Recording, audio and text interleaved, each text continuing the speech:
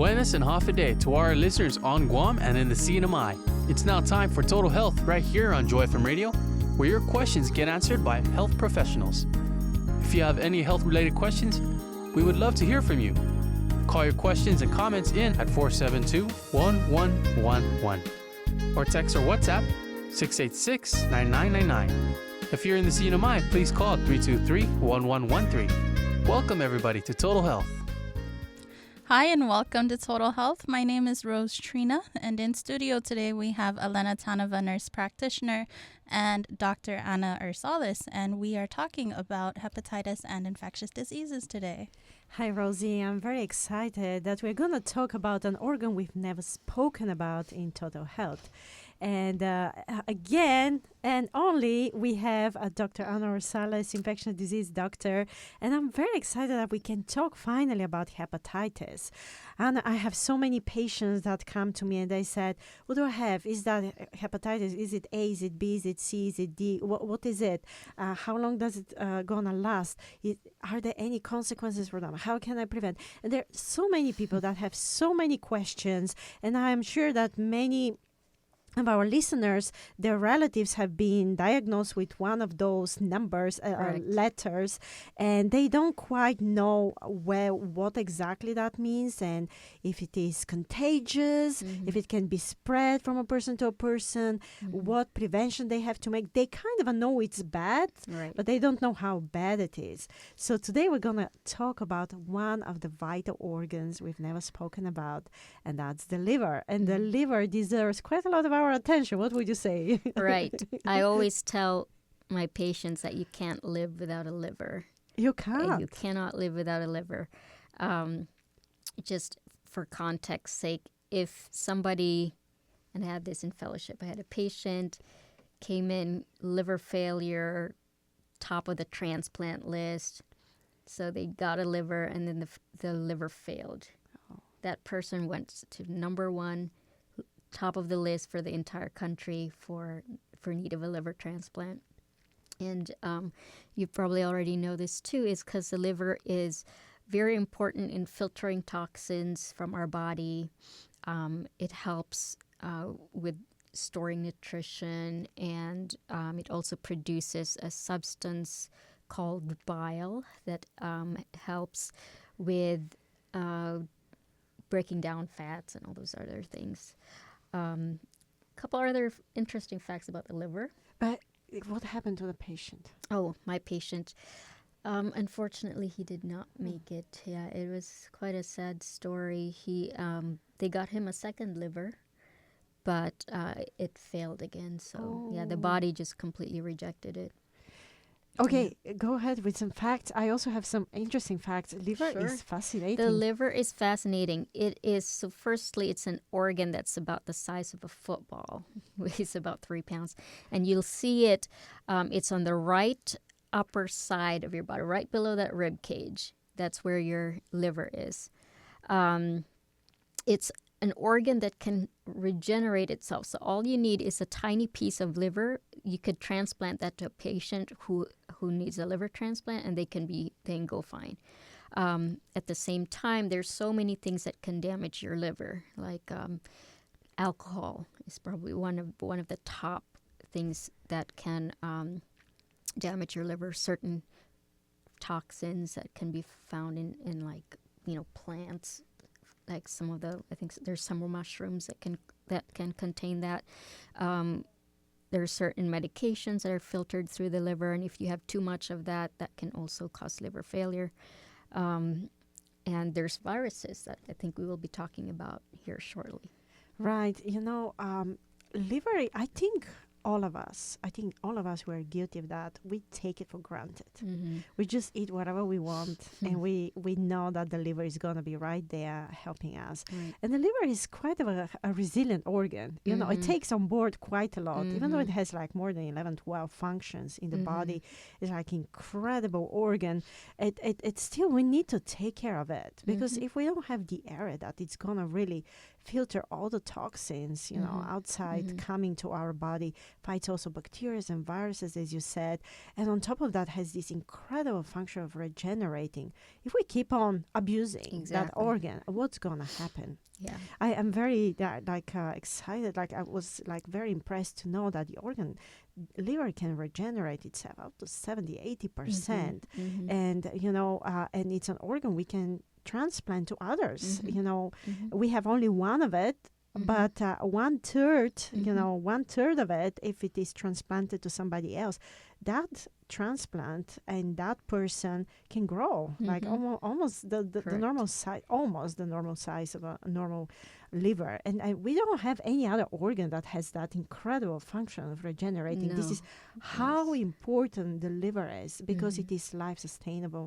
I also have many kind of sad stories. Once you get to that end stage liver failure, it's very sad. And when you see young people wasting away because of alcohol, and you have no way of helping them, especially on islands where we don't have transplant services, it is sad. It is very sad. And I especially to see it in, like you said, young people and causes that you could avoid, like alcohol. For the longest time, it's probably one of the top 3 causes, killers of liver failure and need for transplants. So it's really a very toxic agent.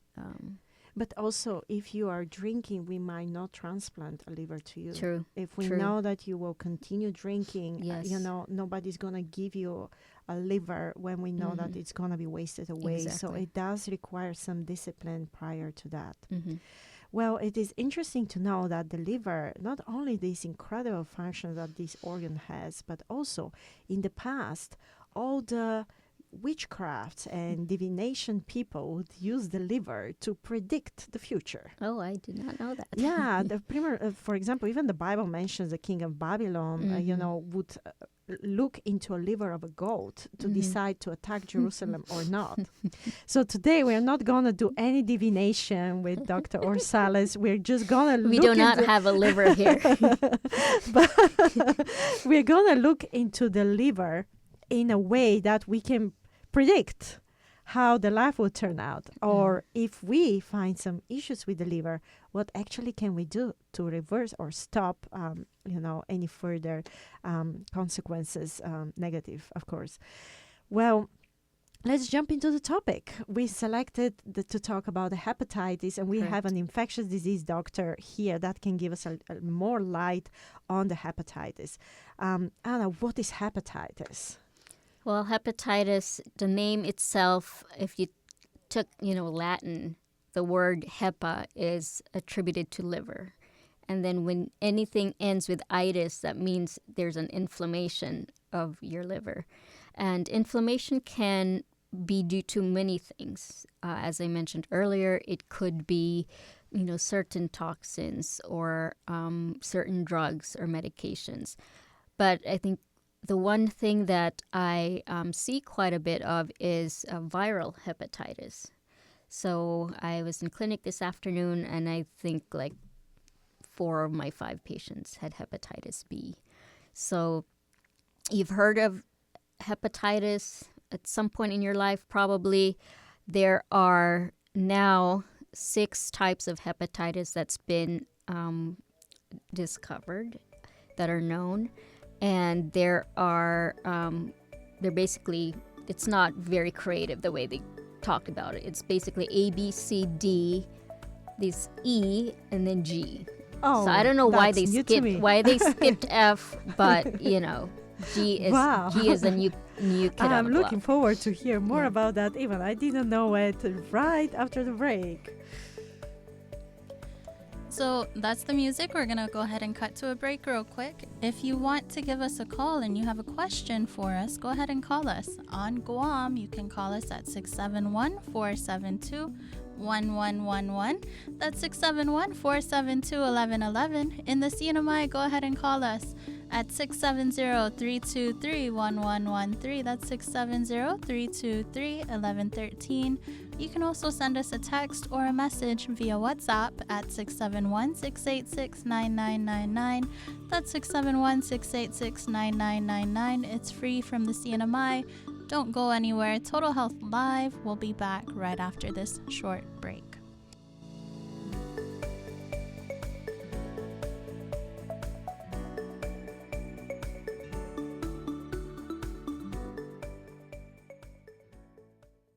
He's the bridge between God and man.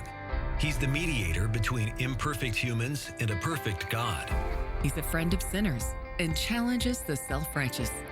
He's life's author and our greatest teacher. He's always been, he always will be. He is rescuer, savior, redeemer. His name is Jesus, and he has a purpose for your life. Help us share him. Joy FM.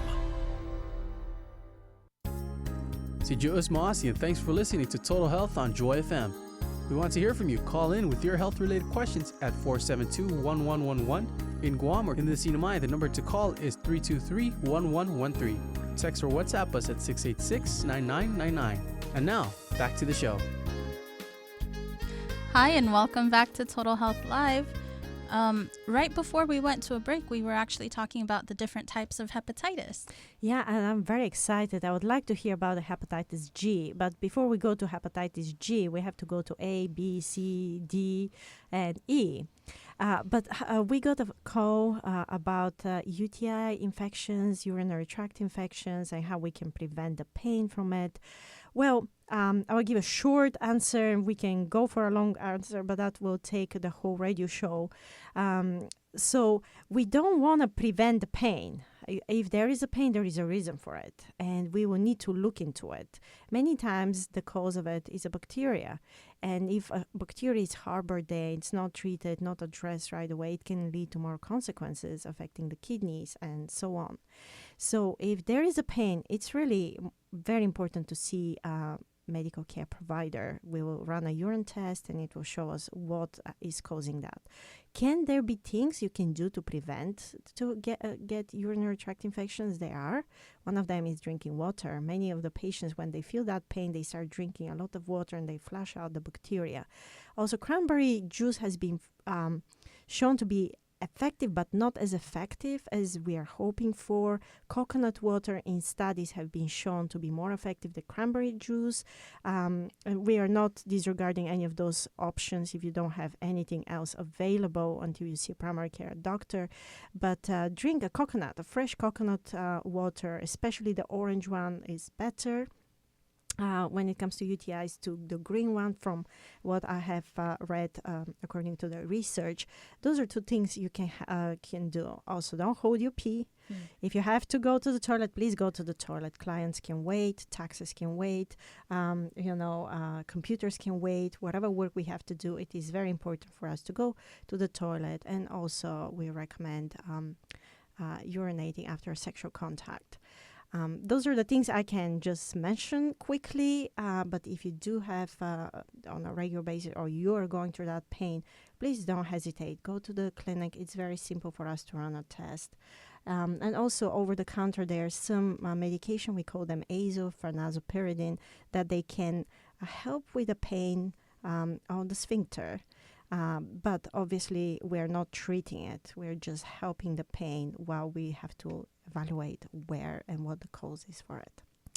All right. I'm going to go back to the topic of the hepatitis, unless, Anna, you want to add something to the question? No, I think I agree with everything that you said. Sometimes you can also use a heating pad or, heat up a bottle and put it on the lower part of your abdomen, your bladder is. So that can help it too. And like you said, frequent urination, so you're not, because basically you're going to continue to irritate that lining if you keep the urine there. So yeah, and it causes you to urinate frequently, so that's kind of a good thing. Your body is kind of telling you how you can help yourself. Mm-hmm.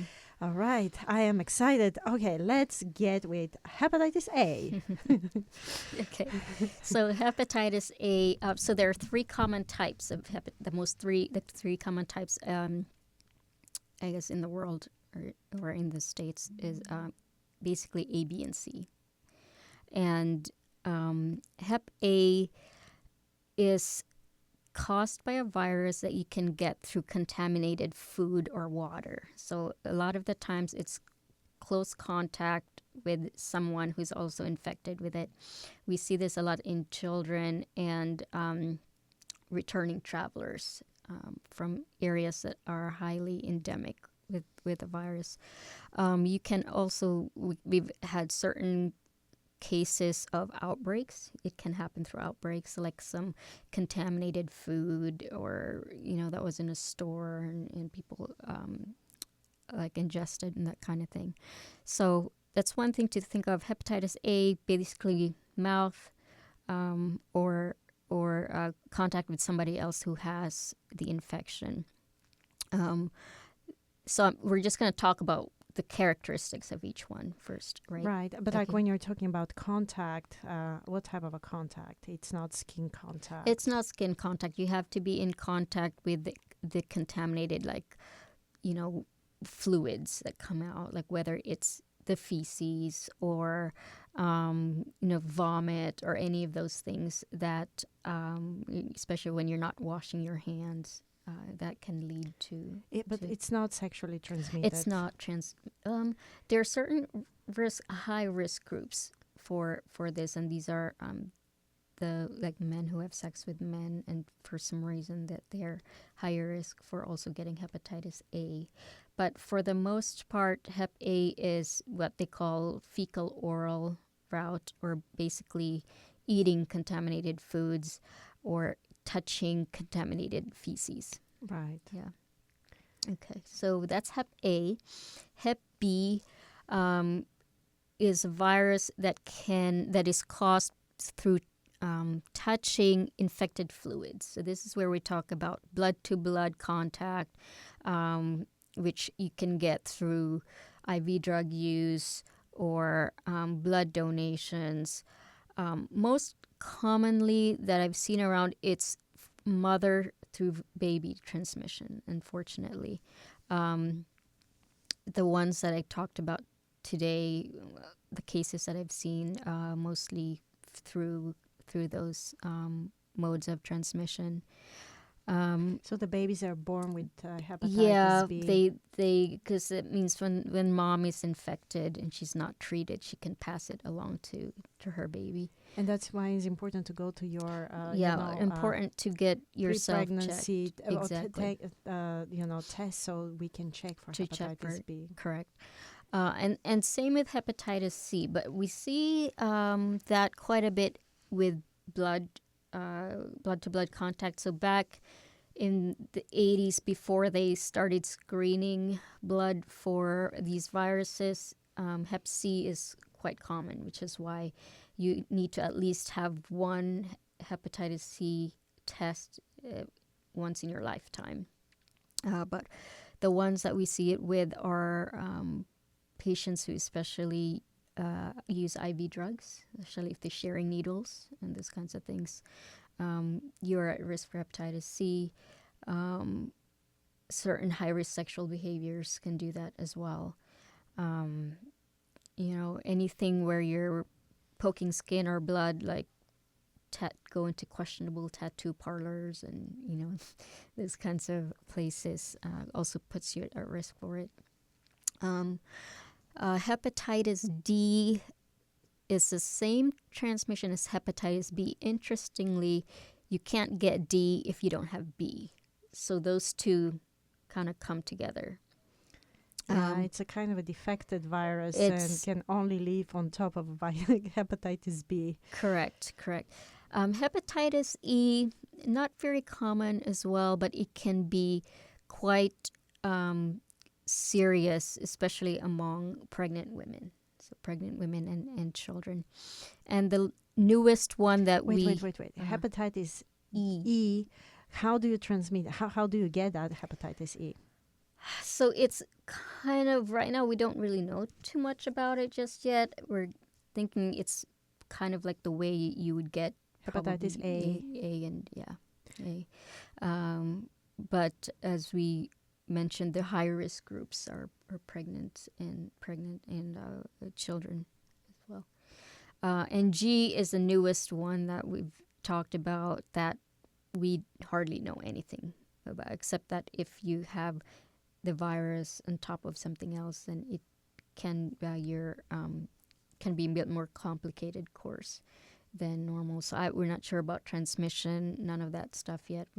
If you look at certain sites, if you Googled it, some sites will still just give you the 5 types of hepatitis, and except for a few that have included hepatitis G in their database. So we don't know anything. We don't know. It has been isolated. It has been isolated, but in terms of information, we're still trying to figure out what this virus does.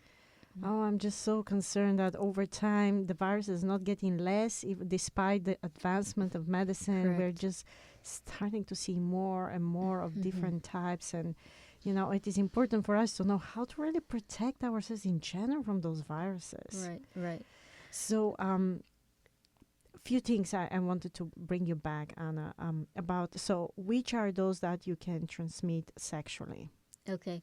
Sexually, you can B and C, and I guess in some ways A, because if you have contact with infected fluids, then that can do that too. But the 2 most common transmitted ones sexually are B and C. Yes. And so can D also be transmitted from a person that has hepatitis B and D to somebody sexually transmitted with hepatitis B? So I guess theoretically you can, but you'll only get the D again with the B. So if somebody got in contact with someone with a hepatitis B virus and D virus, but she only got the B, doesn't necessarily mean that you'll get it. Okay, I see. And there are certain type of people that are more prone to that, especially immunocompromised. Okay, so tell us more.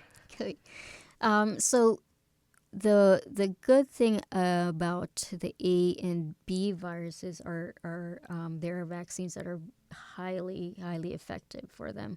So, for instance, children, I think from the age of 12 to 12 months onward, then they recommend giving them the Hep A vaccines, because kids, they will pick anything up and, without knowing how dirty things are, and they can get Hep A, and then they could pass it on to someone else.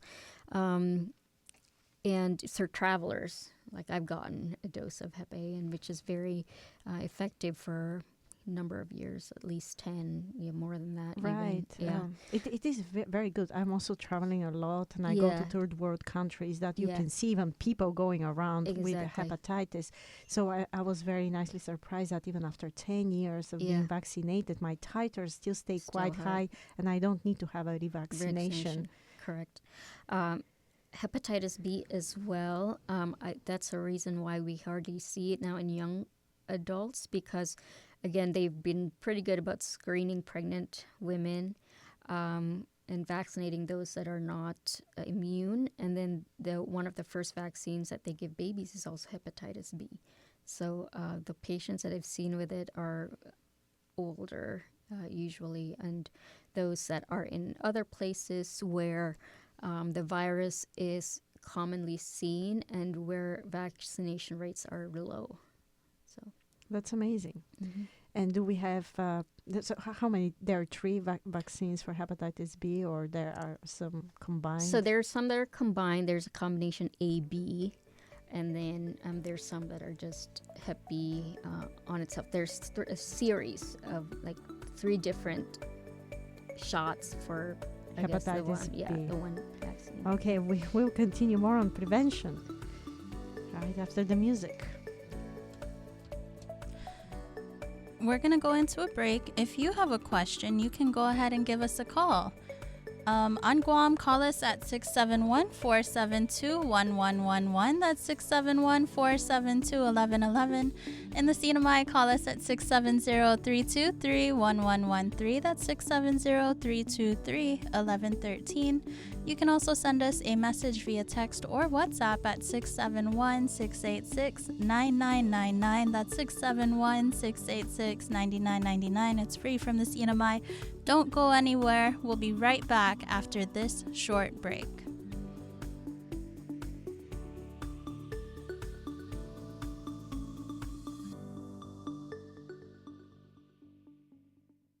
We are a listener-supported radio ministry. If you found that all you could afford was $10, would you give it? Some might think it's not enough, or it wouldn't make a difference. Consider this. Jesus took some bread and fish from a boy's lunch and fed thousands. He commended a widow for giving a couple of coins in an offering. God has proven He can take a small but sacrificial gift and make it your best investment. Faith has a starting line. Joy FM, family-friendly radio. Welcome back. You're listening to Total Health on Joy FM. Call in with your health-related questions to 472-1111 in Guam. If you live in the CNMI, we want to hear from you too. Call 323-1113 or text or WhatsApp us at 686-9999. And now, here's more Total Health. Hi, and welcome back to Total Health. If you're just tuning in, we're talking about hepatitis and infectious disease today. And right before we went to break, we were actually talking about prevention, right? Yeah, prevention. We also got a phone call. Thank you so much for it. Actually, it's a very interesting question, and we'll go right into it. It says, are any of the hepatitis actually types transmissible by animal exposure or consumption? And that's very important because many times we think that it's related only to humans, but we studied mostly in humans. Also, animals can get hepatitis, and I'll let the expert answer. Yes, so there is one type, the hepatitis E, that can be found in animals as well, and especially in those who consume animal meat and they're not cooked properly. The three ones that they talk about is a boar, pork, or deer meat. Those are the three examples, I guess, of where you can contract them. But Hep E can be transmitted. Yeah, and I mean, we know in Guam, pork meat, pig, wild pig, it's also quite common. So by all means, we don't recommend it undercooked. Sure. Yes, agree. Yeah. Okay. Thank you. Thank you for that question. It's a great question. Yes. Also, we were talking about prevention. So for hepatitis B, we have 3 vaccinations. I believe they were like every 6 months. Correct. Yes. Hepatitis A, we have hepatitis B. Do we have for hepatitis C? We do not have anything for hepatitis C, unfortunately. So the way to protect yourself is really to decrease your risks for acquiring the virus, which, as we talked about, reducing that blood-to-blood contact, really avoiding activities where you might lose your inhibition and do things that will put you at, again, higher risk for acquiring the virus. The good thing, I guess, about hepatitis C is we have medications now that has greater than like 95% cure rate. So back in the day when patients had hepatitis C, there was one treatment that they would get injections for like 9 months, but it had horrible side effects. Once a month? I think actually once a week, if I'm not mistaken. Once a week. We don't use that anymore. But that has since, not being recommended at this time. So there are medications now that you can take once a day for anywhere from 8 to 12 weeks, and basically it'll cure hepatitis C. However, it is also very expensive. Like a 3-month treatment regimen could cost you anywhere from $20,000 to $30,000. So they're very, very expensive. So it's still, there is no substitute for really protecting yourself by decreasing exposure to the actual virus itself. And since we're talking about prevention, so why do we need to spend $20,000-$30,000 on just treating one hepatitis C? Does it have any more like serious consequences? Sure. So for instance, B and C can lead to chronic disease, which means that there's constant viral replication, and so your liver basically, it's like it's fighting an infection daily for however many years and can take its toll on it. Like you can have scarring eventually, and your liver will shrink, and so they're not able to perform their functions. So then you end up with liver failure. In addition, for Hep C, that also increases your risk for cancer. So hepatocarcinoma, and so those are the things that you really want to avoid. So this sooner we can treat your Hep C, the better. So if I have a partner that is diagnosed with hepatitis C, do I have to check myself? Yes, definitely. Because I can get it sexually. Correct. Yeah, so I need to check myself as well. Mm-hmm. And if my partner is treated, Mm-hmm. can I prevent myself somehow? Or since Right. there is no vaccination or... Right. If they're treated, again, cure rates are so high that within the first month, I mean, I've seen viral loads in the millions go down to like undetectable.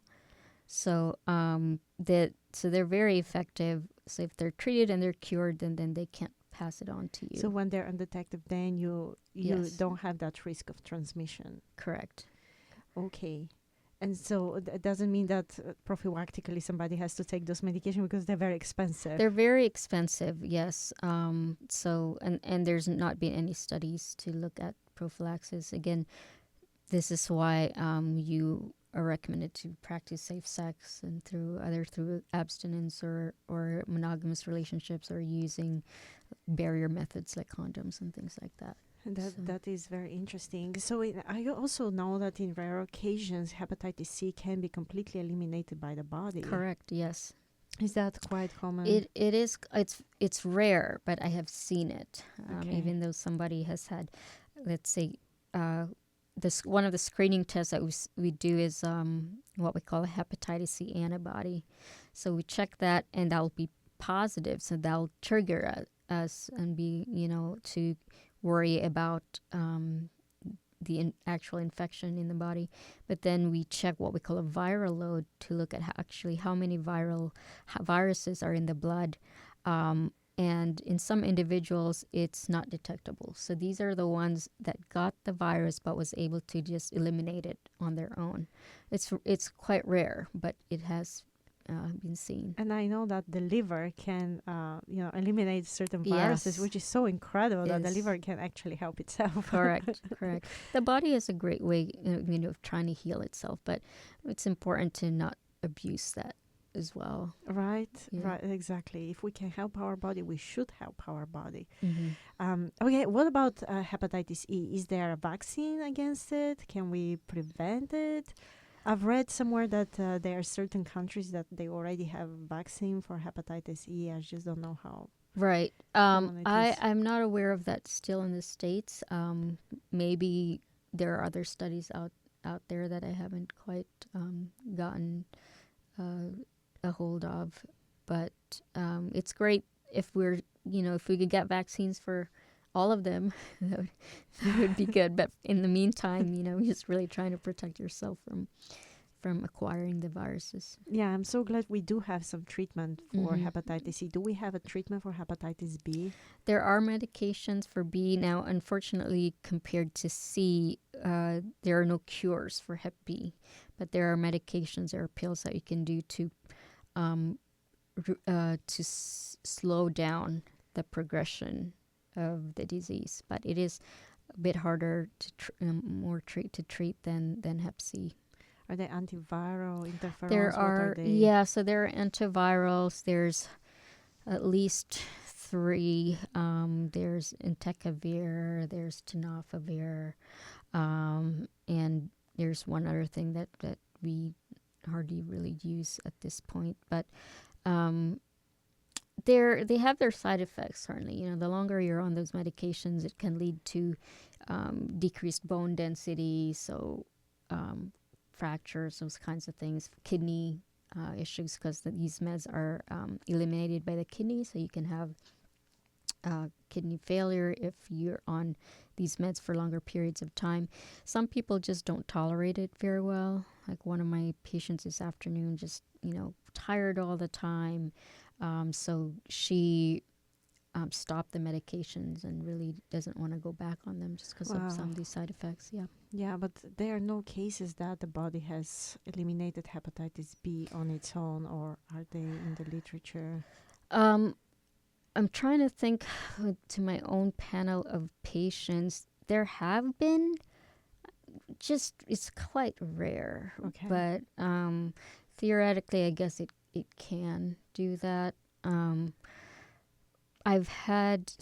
of my patients today actually had very, very low levels, but she is also at end-stage cirrhosis. So it could be that the liver is so damaged that it's not able to replicate there as well. Oh, wow. Yeah. So does hepatitis B also cause a liver cancer, or only hepatitis yes. C? So B can as well, but C is more common to progress. Yeah, I don't know if our listeners are confused about all those letters. Yeah. If it is confusing, please come and see us in the Yeah. clinic. If you are in doubt, please come and see us.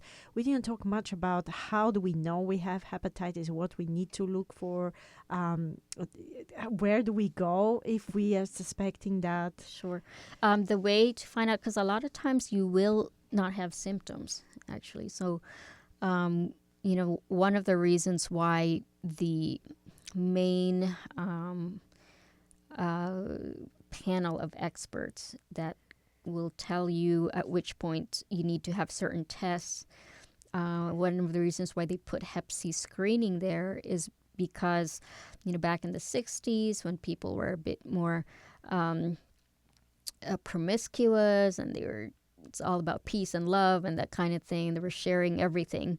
Basically, that's when the rates of Hep C were higher, but they did not detect it until much later when these people were older, like in their 50s or 40s. So this is one way to screen you for, screening is important so that we can act on it right away. And so going back to the how to remember what things are, so I always say, Hep A is the easier one. A is like at the beginning of the alphabet, so eating, I guess, if you want to think of it that way. And B for babies, I always think most commonly transmitted from mom to baby. I don't have a good one for Hep C. It's C. And then C for sure. Well, you can do that for B too. Cirrhosis or cancer. Yes, I like that. Cirrhosis or cancer. And the D's, the E's, and the G's are more rare. But again, if you put B and D together, that's bad. B and D. B and D. It's bad. And I know that we spoke about HIV recently. They are more at risk of having those viruses, so it is important for them to check definitely. quite often. Especially with those antiretrovirals that we're on can interact with certain things, and so you have to make sure that the treatments that you have for B and C won't interfere with the HIV treatment as well. Okay. Yeah. Well, and then we talk about E. E is again for eating. Yes. Will you go that route? Yes. Okay. So, are there any cases that you don't develop any symptoms, but you are a carrier of a hepatitis? For example, I don't know I have it, but then I keep on transmitting it to others. Correct. Yes, there's certainly one, and this is why women who are pregnant get screened for that, because she may be able to transmit it to her child even if she does not have any symptoms herself. And this is for hepatitis B. B mainly, not mainly C. B. Yeah, only hepatitis B. It's kind of you're the carrier. Oh well, Yeah. It's getting more interesting, and we'll continue right after the break.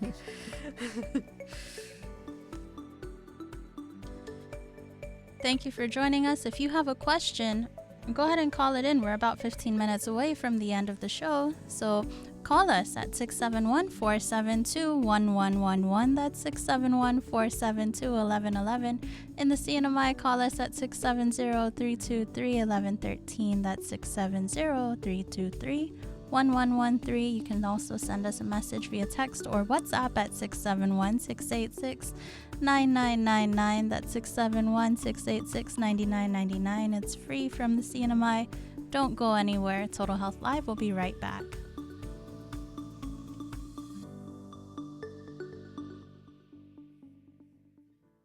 Face it, your life is saturated with sight, sound, media. In one quick day, 3 days a week, in the comfort of your own home. A constant bombardment of mental stimuli that never stops. But there's something you're missing. It's time you turn the power button off and spend time with God to recharge your spirit. Some prayer and some Bible reading, some quiet time. In the Bible, in 1 Kings chapter 19, God showed the prophet Elijah that he could be best found in the quiet. First, God made a powerful wind that tore the mountains apart and shattered the rocks, but it says the Lord was not in the wind. Then he sent an earthquake, but the Lord was not in the earthquake. After the earthquake came a fire, but the Lord was not in the fire.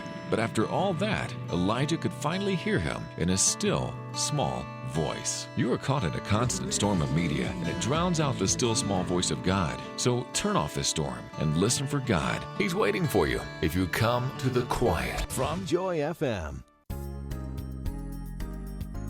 And we're back with more Total Health. Give us a call with your medical questions. Number to call in Guam is 472-1111. If you're in the CNMI, the number to call is 323-1113. Or you can text or WhatsApp us at 686-9999. Now back to the program. Hi, and welcome back to Total Health Live.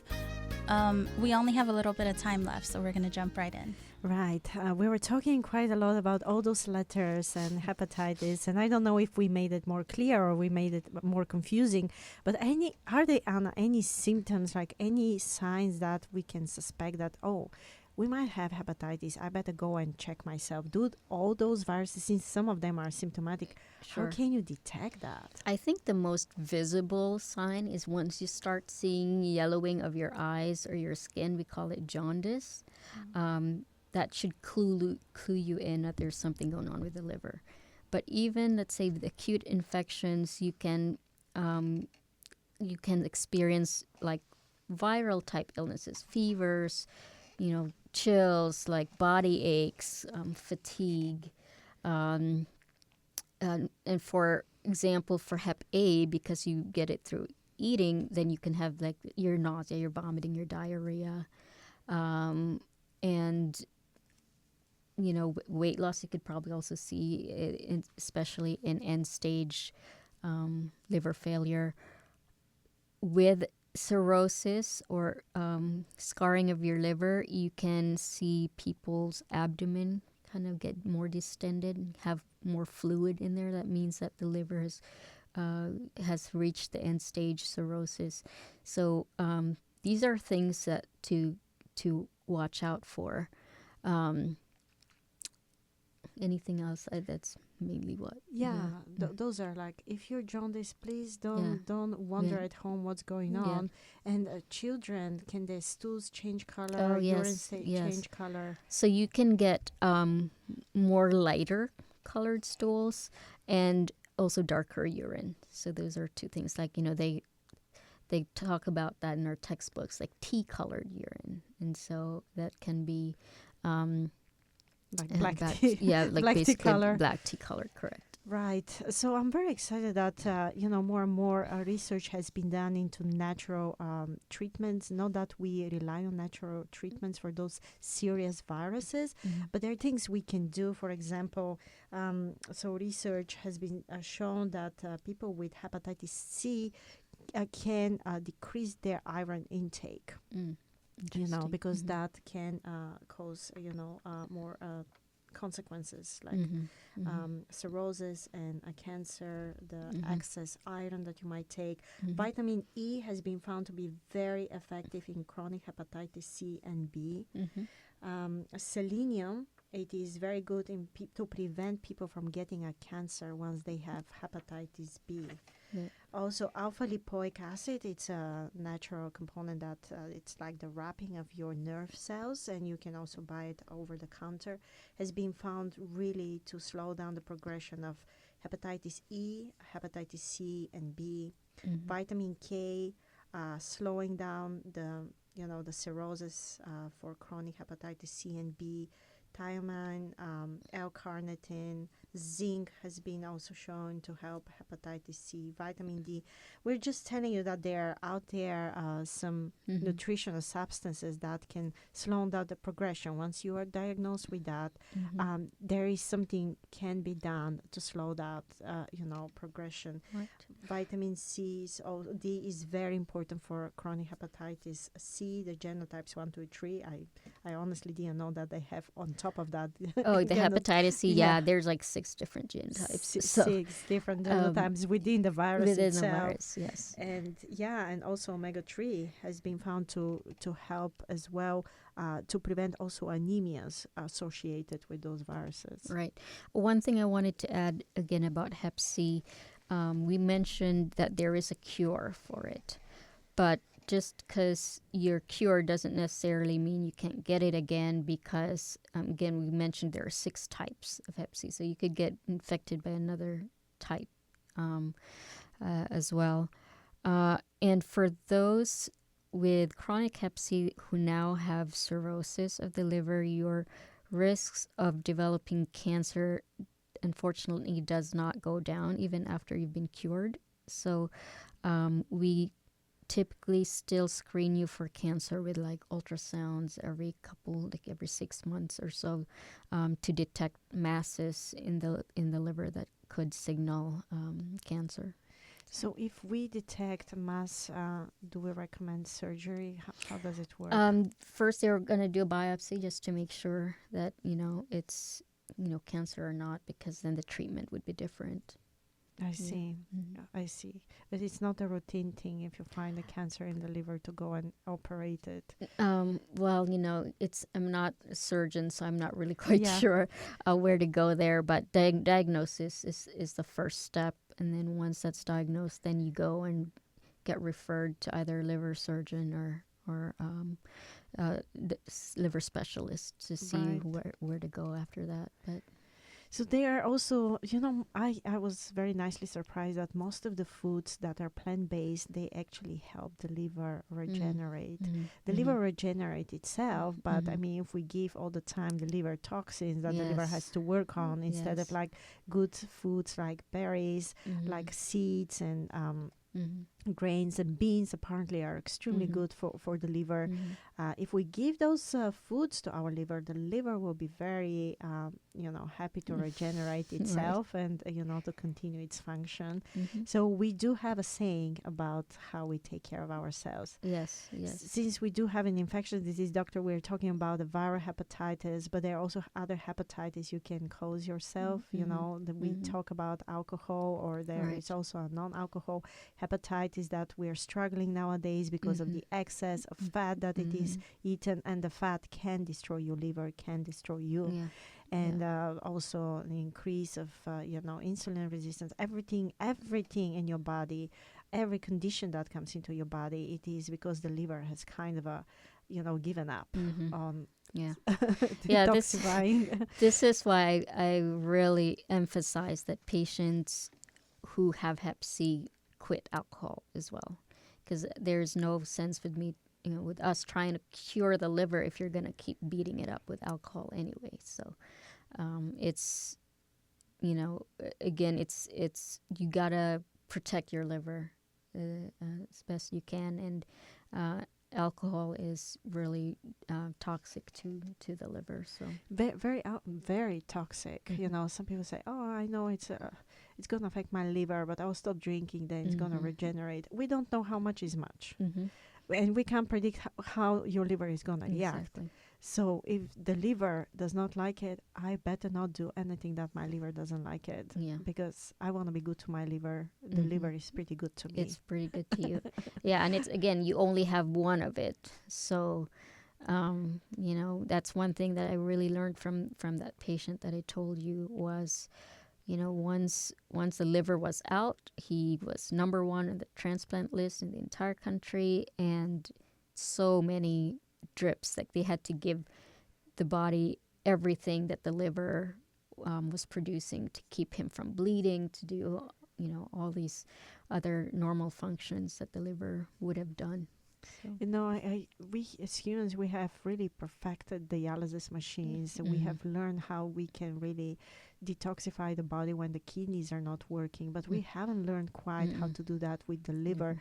There are some machines, and we have used them in very critical cases with not much success, but I mean, they're working on that. Imagine how complex the liver is, that even until today, 21st century, we can't really replicate the treatment for it, the function of the liver. So we rather be very careful with it. And you just said something about how complex the liver is, and it just reminded me of a Bible verse that it says somewhere in Psalms, "I'm fearfully and wonderfully made," which it's very kind of humbling to know that God took the time to design our bodies in a way that we can't even replicate at times. We can't. So, and no organ is the same like the others. Every organ is so different. And this liver, God had put those first cells that are just so incredible, able to regenerate itself, able to produce hormones at the same time, or regulate your blood pressure. If you want to take care of your blood pressure, be good to your liver. One more reason. And I love this verse, and I also have a verse from Psalm 69 that says, "Therefore my heart is glad and my liver rejoices."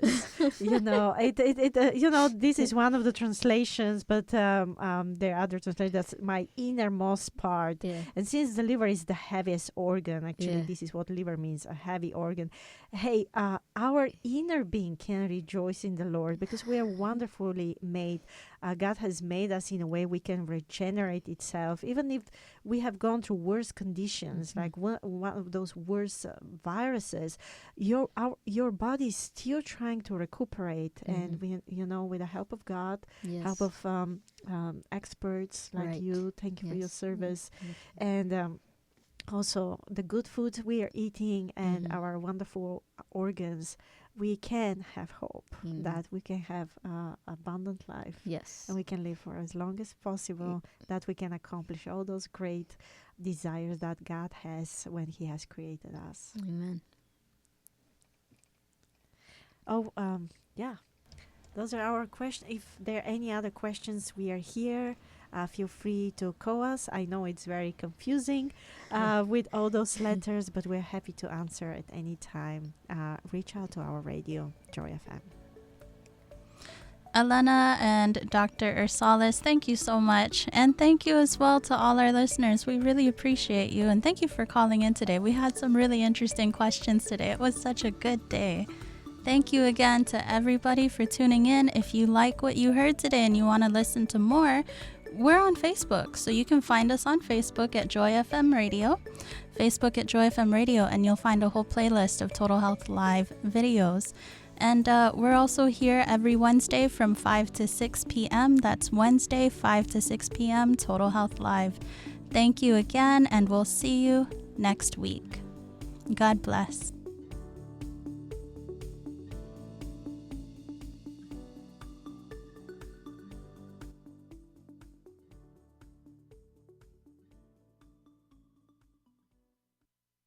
Be sure to check with your doctors before making any sudden life changes discussed today. Total Health is brought to you in partnership with Guam Seventh-day Adventist Clinic, where health is their mission. We look forward to seeing you next Wednesday. Thank you, and si Juas Maasi for listening to Total Health right here on Joy FM.